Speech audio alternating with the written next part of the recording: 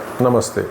So ఈరోజు ఒక controversial news బయటకు వచ్చింది. అదేంటి అంటే జగ్గి వాసుదేవ్ అంటే సద్గురు జగ్గి వాసుదేవ్ అని చెప్తారు. ఈయన ఈషా ఆశ్రమాన్ని నడుపుతాడు.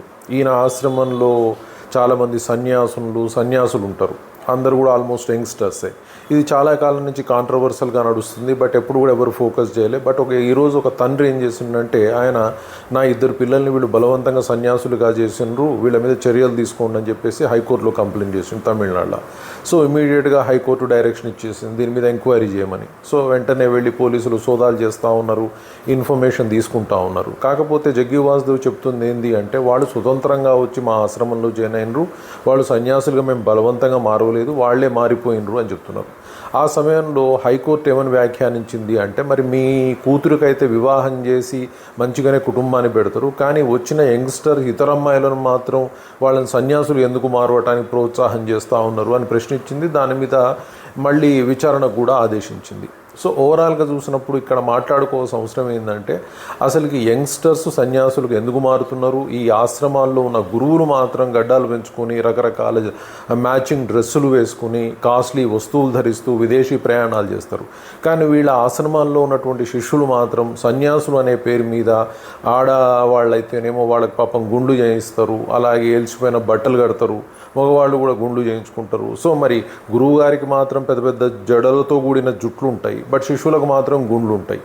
పాపం వాళ్ళ మొహాల్లో చూస్తే కాంతి కూడా ఏం కనిపించదు, వాళ్ళు ఎలాంటి యాక్టివ్గా ఉన్నట్టు కనిపించరు. వీళ్ళు ఒక బానిసల్లాగా బతుకుతున్నారా అన్న విషయం, లేదా వాళ్ళని హిప్నటైజ్ చేసి వీళ్ళు సన్యాసులుగా మారుస్తున్నారా, లేదా ఏదైనా ప్రలోభాలకు గురి చేస్తున్నారా అనేది అర్థం కావట్లేదు. ఓవరాల్గా చూసినప్పుడు అసలుకి ఈ సన్యాసానికి ఉన్న విలువ ఎంత, ఈ సన్యాసాన్ని ప్రోత్సహిస్తున్న ఈ గురువుల విలువ ఎంత, అలాగే అసలుకి వీళ్ళు నిజంగా సన్యాసులు మారడానికి గాను అర్హత లేనిది, వీళ్ళు ఎలిజిబిలిటీ పొందుతున్నారా, ఈ గురువులు నిజమైన గురువులు, వీళ్ళు నిజంగానే వాళ్ళకి ఆ విధమైన జ్ఞానాన్ని ఇస్తున్నారా లేదా అన్న విషయాన్ని ఈరోజు మీకు తెలుపబోతూ ఉన్నాం.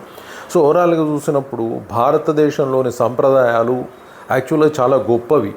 ప్రతి చోట కూడా ఏదో ఒక అంతర్లీనమైనటువంటి ఒక ప్రపంచాన్ని చూపిస్తాయి. అవి అర్థం చేసుకుంటే మనిషి జీవితం డెఫినెట్గా చాలా బాగుంటుంది. కానీ ఇక్కడ ఏం జరుగుతుంది, చాలా ఘోరంగా చాలా మోసపూరితమైన వ్యవహారాలు జరుగుతున్నాయి. అంటే ప్రజలకి తెలియదు, వాళ్ళకున్న వీక్నెస్లు, వాళ్ళకున్న ప్రాబ్లమ్స్ వల్ల వాళ్ళని ఒక విధమైన ట్రాన్స్లోకి తీసుకువెళ్ళి వాళ్ళకి చాలా అవసరమైన విషయాలు నేర్పిస్తూ ఉన్నారు, బిజినెస్లు చేసుకుంటూ ఉన్నారు. సరే ఇప్పుడు చూద్దాం. భారతదేశంలో చాలా గొప్పమైనటువంటి ఆశ్రమ ధర్మాలలో 4 ఉంటాయి. అవేంటి అంటే బ్రహ్మచర్యం, గృహస్థం, వానప్రస్థాశ్రమం, సన్యాసాశ్రమం అని చెప్తారు. ఎందుకంటే డైరెక్ట్గా సన్యాసాశ్రమానికి వెళ్ళాలి అంటే ఆ ఆధ్యాత్మిక ప్రగతి సాధించాలి, అలాంటి ఒక మానసిక భౌతిక స్థితి పొంది ఉండాలి. అంతేగాని డైరెక్ట్గా నాది 18 ఏళ్ళు ఉంది అంటే, ఒకవేళ 18 ఏళ్లలో అంత స్థితిని పొందగలిగేవాడికి ఎవరి సహాయాలు అవసరం లేదు. సో కానీ ఈరోజు వాళ్ళని అట్రాక్ట్ చేసి ఏదో జరుగుతూ ఉంది, దీని మీద డెఫినెట్గా అందరూ ఆలోచించాల్సిన అవసరం ఉంది. ఒక మనిషి పుట్టినప్పటి నుండి చనిపోయే వరకు ఒక క్రమ పద్ధతిలో జీవితాన్ని ముందుకు తీసుకువెళ్ళాలి. దాని గురించి యాక్చువల్గా తెలుసుకోవాలి, జీవితం అంటే ఏమిటో. ఇప్పుడు వాటికి సంబంధించిన కొన్ని విషయాలు మీకు తెలుపుతాం. బాల్యం నుండి ఒక జీవి దాదాపుగా 20-25 సంవత్సరాల వరకు విద్యని అభ్యసించాలి. ఈ సమయంలో మనస్సును కంట్రోల్ పెట్టుకొని ఉండాలి, స్త్రీ సాంగత్యాన్ని కోరుకోకూడదు. సో ముండక ఉపనిషత్తు ఏం చెబుతోందంటే, సత్యం, తపస్సు, సమ్యజ్ఞానం మరియు బ్రహ్మచర్యం యొక్క నిరంతర సాధన ద్వారా ఒక వ్యక్తి ఆత్మను అంటే స్వయం స్థితిని పొందుతాడు. కోరికలు అదుపులో ఉంచుకోవాలి. నీతిని, ధర్మాన్ని, కుటుంబాన్ని, సమాజాన్ని, మానవత్వమును, దేవుని పట్ల బాధ్యతగా ఉండి ఆ తరువాత సమాజము, కుటుంబము ఉన్నతంగా మంచిగా ఉండటానికి గాను ఉపయోగపడే విధంగా ఈ ఆశ్రమం నడుస్తుంది. అలాగే రెండవది గృహస్థాశ్రమము. ఇది 4 ఆశ్రమాలలో చాలా గొప్ప ఆశ్రమంగా చెప్పబడుతోంది. సరే దీని సంగతి చూద్దాం. ఈ దశ సమాజాభివృద్ధిలో చాలా ముఖ్యమైనటువంటిది. ఈ దశ దాదాపుగా 25 సంవత్సరాల నుండి 50 సంవత్సరాల మధ్య ఉంటుందని శాస్త్రాలు తెలుపుతున్నాయి. ఈ దశలో వ్యక్తి పెళ్లి చేసుకుని సంతానాన్ని పొందుతాడు, సంపాదిస్తాడు, ఇల్లు కట్టుకుంటాడు, సమాజానికి అవసరమైన సహాయాన్ని చేస్తాడు. ఈ దశలో పంచమహాయజ్ఞాలు పాటించాలని శాస్త్రాలు చెప్తున్నాయి లేదా అనుసరించాలని చెప్తున్నాయి. అందులో ముఖ్య భాగంగా చూసినప్పుడు జ్ఞానం పొందటం చెయ్యాలి, ధ్యానం నేర్చుకోవాలి, అలాగే ధ్యానం చెయ్యాలి, దేవతలను పూజించటం, తల్లిదండ్రులను వృద్ధులను ఆదరించటం, పేదలకు వికలాంగులకు జంతువులకు సేవ చేయటం, అతిథులను గౌరవించటం, సేవ చేయటం లాంటివి చెయ్యాలని శాస్త్రాలు చెప్తూ ఉన్నాయి.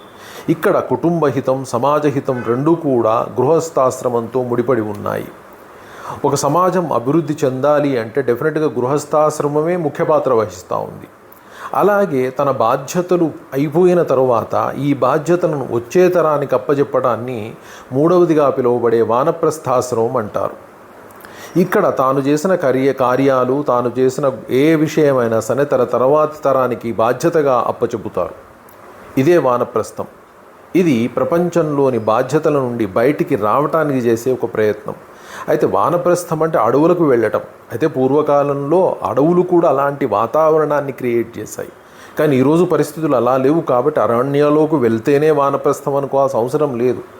ఇక్కడ ధన సంపాదన కామవాసనలకు అతీతంగా ఉండాలి అని చెప్పబడుతుంది. అంటే ఆ వయసు అయిపోయిన తర్వాత కూడా నేను సంపాదిస్తాను, నేను పెళ్ళిళ్ళు చేసుకుంటాను, సహజీవనాలు చేస్తాను, లేదా అక్రమాలు చేస్తాను, అన్యాయాలు చేస్తానే ఆలోచన నుంచి బయటపడి ఒక వ్యక్తి సమాజానికి మంచి జరిగే విధంగా ప్రవర్తన నేర్పటము, తాను జీవించటము, అలాంటి పనుల నుంచి దూరంగా ఉండటం ముఖ్యమైనదని చెబుతోంది. ఇది దాదాపుగా 50 నుంచి 74 సంవత్సరాల మధ్య ఉంటుంది. అలాగే వానప్రస్థాశ్రమం ఏం చేస్తుంది అంటే ఒక వ్యక్తిని ఆధ్యాత్మిక ప్రపంచం వైపు వెళ్ళడానికి గాను సంసిద్ధం చేస్తూ ఉంటుంది. అంటే కోరికలకు దూరంగా వెళ్ళటం, కామవాసనలకు దూరంగా వెళ్ళటం, బాధ్యతలు అని చెప్పబడినటువంటివి వాటికి దూరంగా వెళ్ళడం, అతీతంగా ఉండటం, ఇలాంటివన్నిటికి ఒక ప్రయత్నపూర్వకమైన నడక మార్గం అది. ఆ తరువాత 4వదైనటువంటిది చివరిదైనటువంటిది సన్యాసం. ఈ ఆశ్రమం అనేది తన బాధ్యతలు అన్నింటి నుండి విముక్తిని పొందటం. ఎందుకంటే దీనిలో ఏం చెప్తారంటే మోక్షం వైపు వెళ్ళటము అంటాం. అంటే నాకు మోక్షం కావాలి అంటే నాకు విముక్తి కావాలి, ఈ ప్రపంచంతో సంబంధం ఉండదు, ఈ బాంధవ్యాలు, ఈ దుఃఖం, ఏవైతే అరిషడ్వర్గాలు అని చెప్తున్నామో వీటిలో ఏది కూడా నాకు అవసరం లేదు, మళ్ళీ నాకు జన్మ వద్దు అని కోరుకోవటమే, జన్మరాహిత్యాన్ని కోరుకునే స్థితికి చేరుకోవటాన్ని మోక్షము అని చెప్తాం. అయితే మోక్షము అంటే సాధారణంగా ఏం చెప్తారు అంటే నేను మళ్ళీ దేవుడి దగ్గరికి వెళ్తాను, లేదా స్వర్గలోకానికి వెళ్తాను, లేదా నేను భగవంతుని పాదాల దగ్గర ఉంటాను. ఆధ్యాత్మికత ఏం చెప్తా ఉందంటే జీవుడు దేవుడు వేరు కాదు. సో దేవుడే జీవుడు, జీవుడే దేవుడు అని చెప్పబడుతూ ఉంది. కాబట్టి ఇక్కడ ఎక్కడునో ఏదో ఎత్తుక్కుంటూ వెళ్ళాల్సిన అవసరం లేదు. సో డెఫినెట్గా మోక్షము అంటే ఈ ప్రపంచ బాంధవ్యాల నుండి, కోరికల నుండి, వీటి నుండి అన్నింటి నుంచి విముక్తిని పొందండి అని చెప్పేదే మోక్షం. దాన్ని పొందడం కోసం సన్యాసాశ్రమం తీసుకుంటారు. ఈ ఆశ్రమానికి కావాల్సిన అర్హతలు ఏంటి అంటే మానసిక పరిణతి, జ్ఞానాన్ని సంపాదించటం. ఈ దశలో సన్యాసం అంటే వదిలివేయటం అని అర్థం. కోరికలను వదిలి ఆధ్యాత్మిక జీవితం గడపడమే. కొన్ని ఉపనిషత్తులు ఏం చెబుతున్నాయంటే పిల్లలు, స్త్రీలు, విద్యార్థులు, నేరచరిత్ర కలిగిన వారు సన్యాసానికి అర్హులు కారు అని చెప్తా ఉన్నాయి.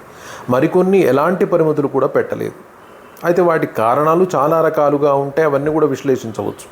ముఖ్యంగా భవబాంధ్యాలని నుంచి విముక్తి పొందటమే సన్యాసంగా పరిగణిస్తారు. భగవద్గీతలో ఇలా ఉంది, అతను ద్వేషించని కోరికలు లేని వాణిని నిత్య సన్యాసి అంటారని. బౌద్ధంలో ప్రాణులను హింసించవద్దు, సత్యంతో ఉండాలి, స్త్రీ పురుష సంబంధం ఉండకూడదు, దయం ఉండాలి, కోపం ఉండకూడదు, శుభ్రత ఉండాలి, తన ఆహారాన్ని ఇతరులతో పంచుకునే విధమైన మనస్తత్వం కలిగి ఉండాలని చెప్తా ఉంది. ఉపనిషత్తులు ఏమంటాయంటే ఈ శరీరంలో వ్యామోహము, కోపము, దురాశ, భ్రాంతి, భయము, నిస్పృహ, పగ, ఆకలి, దాహము, వృద్ధాప్యము, మరణము, అనారోగ్యము, దుఃఖము ఇవన్నీ ఉన్నప్పుడు ఆనందం ఎలా అనుభవించగలడా వ్యక్తి అని ప్రశ్నిస్తుంది. అంటే ఇవి లేని స్థితికి చేరుకోవడమే సన్యాసం. ఋగ్వేదం ఒక సన్యాసి ఎలా ఉండాలో చెప్తా ఉంది. మునులు పొడవాటి జుట్టుతో, మట్టి రంగు బట్టలతో, మనస్సుతో నిమగ్నమై నిర్మాల్యన్యంగా ఉంటారు అని చెబుతూ ఉంది. ఓవరాల్గా చూసినప్పుడు సన్యాసం ఎందుకు తీసుకోవాలి అంటే అన్ని భవబంధాల నుండి బయటపడి విముక్తిని పొందడం, మోక్షం పొందడం కోసమే ఈ సన్యాసం. అంతేగాని ఆర్టిఫిషియల్గా ఏర్పడ్డ గురువులు వారి ఆశ్రమాలలో బందీల వలె ఉంటూ వాళ్ళ వ్యాపారాల్లో పాలు పంచుకుంటూ అదే గురుసేవ దైవసేవ దాని ద్వారా మోక్షం వస్తుంది అనే మాటలు విని ఒక భ్రమతో వారి ఉచ్చులో చాలామంది యువతీ యువకులు జీవితాలను ముగించుకుంటున్నారు.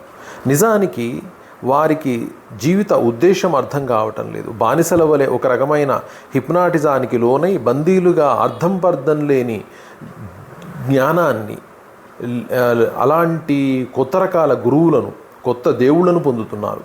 దీనికి కారణం వారి వారి జీవితంలోని అసంతృప్తి లేదా వాళ్ళ జీవితంలో ఉన్న ఇబ్బందులు, ఇలాంటి వాటి వల్ల మోసపూరితమైన సన్యాసం వైపు, గురువుల వైపు మరలుతున్నారు. ఈ సన్యాసం ఎంతో జ్ఞానం చేత, బాధ్యత చేత చేరవలసిన స్థితి.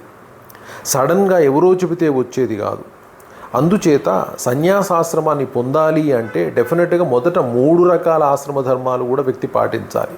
సమాజంలో బాధ్యతతో డెఫినెట్గా బిహేవ్ చేసినప్పుడు ఖచ్చితంగా సన్యాసాశ్రమం వైపు వస్తాడు. దానికి ప్రత్యేకంగా సన్యాసాశ్రమం అని పూర్వకాలం ఎందుకు చెప్పారంటే డెఫినెట్గా ఇలాంటి ఆలోచనలు, ఇలాంటి భావాజాలం పెంచడానికి గాను ఈ వయసులో ఈ విధంగా ఉండండి అని చెప్పడానికి ఒక కేటగిరైజేషన్ చేశారు. సో డెఫినెట్గా ఆ విధమైన భావన కలిగి ఉంటే జీవితం స్వచ్ఛంగా ఉంటుంది, సంతోషంగా ఉంటుంది. డెఫినెట్గా అలాంటి స్థితిని పొందాలి. అది అందరూ ఆలోచిస్తే డెఫినెట్గా అంతా మంచి జరుగుతుంది సమాజానికి. Thank you very much. ఈ వీడియో మీకు నచ్చినట్లయితే ప్లీజ్ సబ్స్క్రైబ్, లైక్, అలాగే షేర్ చేయండి. ఇలాంటి మళ్ళీ మంచి విషయాలను కూడా మీకు తెలుపుతాం.